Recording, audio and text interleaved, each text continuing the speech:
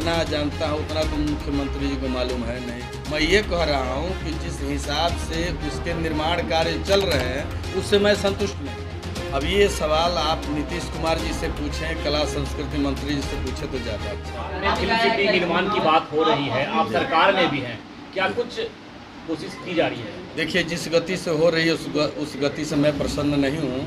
2014 में मैं मंत्री बना और उस समय मेरे ही प्रयास से ये काम हुआ, क्योंकि मेरी इच्छा थी कि इस बिहार में फिल्म सिटी बने, एक अंतर्राष्ट्रीय स्तर का क्रिकेट मैदान बने।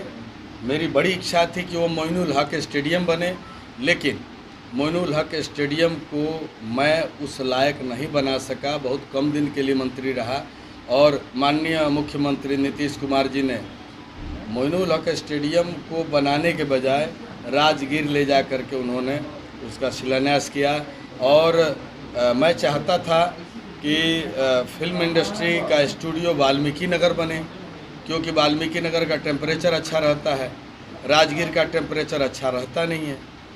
अब टेक्निकली तो मैं जितना जानता हूँ उतना तो मुख्यमंत्री जी को मालूम है नहीं कि फिल्म सिटी बनाने के लिए टेम्परेचर भी कोई चीज़ होती है, या उनके जो क्या बोलते हैं उसको बताने वाले लोग, जो सहायक लोग हैं, उन लोगों को शायद न जानकारी हो, या फिर हाँ में हाँ मिला करके।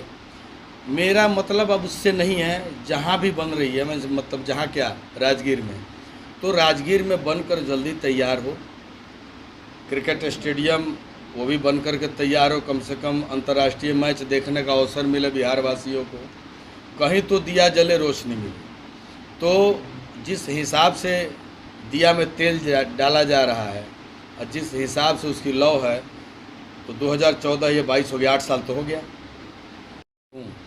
लेकिन मैं सच को सच और झूठ को झूठ भी बोलने की हिम्मत रखता हूँ और बोलते रहता हूँ। देखिए, मुख्यमंत्री जी से नाराज़गी की बात मैं आपके शब्दों में नहीं कह सकता। मैं ये कह रहा हूँ कि जिस हिसाब से उसके निर्माण कार्य चल रहे हैं उससे मैं संतुष्ट नहीं, क्योंकि 2014 में ये निर्णय लिया गया था कि अंतर्राष्ट्रीय स्तर का क्रिकेट स्टेडियम बनेगा और जो बिहार से बाहर जाकर के स्ट्रगल करते हैं वो अपने बिहार में स्ट्रगल करेंगे, बिहार में काम करेंगे, उनका बम्बई का खर्चा बचेगा और कलाकारों को रोज़गार मिलेगा।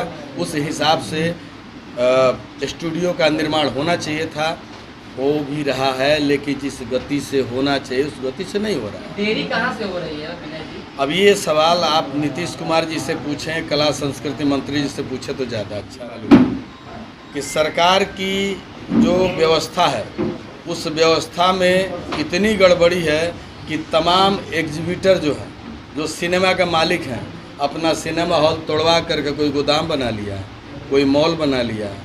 और इस तरह से जहां भोजपुरी एक साथ 300 सेंटरों में रिलीज होती थी, अब भोजपुरी का ये हाल है कि 30, 35, 40 सेंटर बहुत है, क्योंकि अब थिएटर ही नहीं है। दोषी किसे मानते हैं? सरकार को मानते हैं। सरकार ने कभी भी एग्जीबिटरों के साथ बैठ करके बातें नहीं की। उनको नीतीश कुमार को दोषी मानते हैं, कंटेंट में भी कमी। मैं सरकार को दोषी मानता हूँ। सरकार तो आप भी तो स्वयं को भी दोषी मानेंगे क्या? स्वयं को क्यों दोषी मानेंगे? हम कोई मंत्री हैं क्या? मुख्यमंत्री हैं क्या? वही सवाल है। वही सवाल क्या?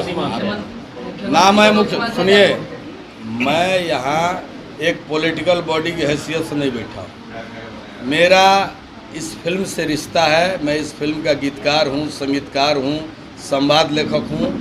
मैं कहूँगा कि जिस समय मंत्री था उस समय एक नींव पड़ी, मेरी बात सुनी गई और उस समय एक फिल्म स्टूडियो और एक इंटरनेशनल स्तर का स्टेडियम क्रिकेट के लिए बनाने की बात हुई। और मैं वो चाहता था कि स्टेडियम बने तो मोइनुल हक स्टेडियम की जगह बने, लेकिन मेरी बात नहीं रही, राजगीर चली गई। मैं चाहता था कि वाल्मीकि नगर बने, फिल्म स्टूडियो नहीं बनी, राजगीर चली गई। मेरा उससे प्रॉब्लम नहीं है, मेरा ये प्रॉब्लम है कि 2014 से जो काम शुरू हुआ वो 2022 तक पूरा नहीं हुआ।